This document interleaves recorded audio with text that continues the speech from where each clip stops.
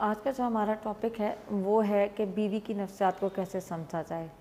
जैसा कि हम अपने पिछले टॉपिक में भी ये बात डिस्कस कर चुके, जब हम मर्द की नफ्सियात पर बात कर रहे थे कि आप दूसरे बंदे को अलहदा इंडिविजुअल समझें, अलहदा फ़र्द समझें। और बीवी की नफ्सियात को समझना, लोग कहते हैं कि इतनी बड़ी बड़ी किताबें लिख दी, आपकी ज़िंदगियाँ गुजर जाती हैं, लेकिन बीवी की नफ्सियात को आप समझ नहीं सकते। मैं ये समझती हूँ कि ये बिल्कुल गलत बात है। बीवी अपने शौहर से सिर्फ उसका टाइम और उसकी तवज्जो मांगती है। उसके बाद आप उसकी पूरी पर्सनालिटी को चेंज करना चाहें तो आपके लिए कोई बड़ी बात नहीं है कि आप उसकी पर्सनालिटी को चेंज कर पाएँ।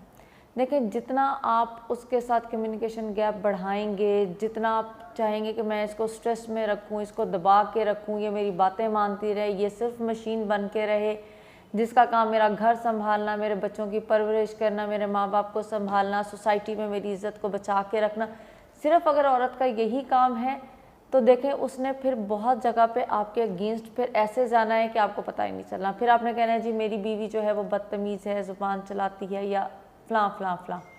क्योंकि एक औरत अगर सारा दिन घर में रहेगी, जिस मासी का इंतज़ार कर रही है, बच्चों के काम कर रही है, आपके लिए खाना पका रही है, आपके पेरेंट्स को देख रही है, ये सारे काम करिए, लेकिन उसको अपना आप निकालने का, कहीं पे जाहिर करने का मौका नहीं मिल रहा।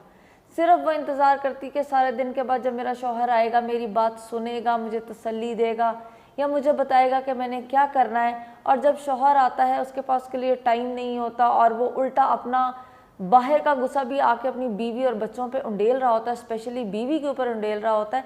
तो बीवी के पास कोई रास्ता नहीं रहता कि वो उसके अगेंस्ट जाए। बहुत सारी बीवियां आपने देखी होंगी हमारे माशरे के अंदर, सब कुछ सह के भी अपने शौहर के साथ रहती हैं और लॉयल रहती हैं। अगर आपने बीवी की नफ्सियात को समझना है तो सिर्फ उसको थोड़ा सा वक्त, थोड़ा सा प्यार, थोड़ी सी तवज्जो दे दें।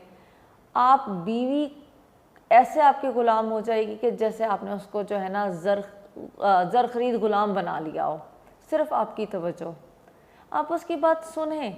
क्योंकि जब हम अपनी बात दिल के अंदर रखते हैं और फिर होता है ऐसा है कि फिर हम खुद ही सवाल कर रहे होते हैं और ख़ुद ही जवाब दे रहे होते हैं, क्योंकि हमारे पास ना कोई सुनने वाला होता है ना कोई उसके जवाब देने वाला होता है। तो चीज़ें जो है ना वो रिवर्स हो जाती हैं।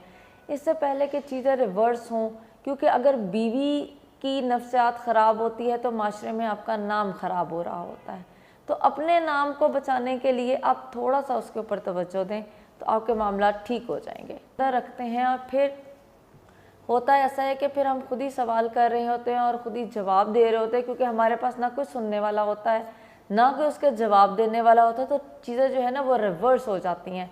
इससे पहले कि चीज़ें रिवर्स हों, क्योंकि अगर बीवी की नफ्सियात ख़राब होती है तो माशरे में आपका नाम ख़राब हो रहा होता है। तो अपने नाम को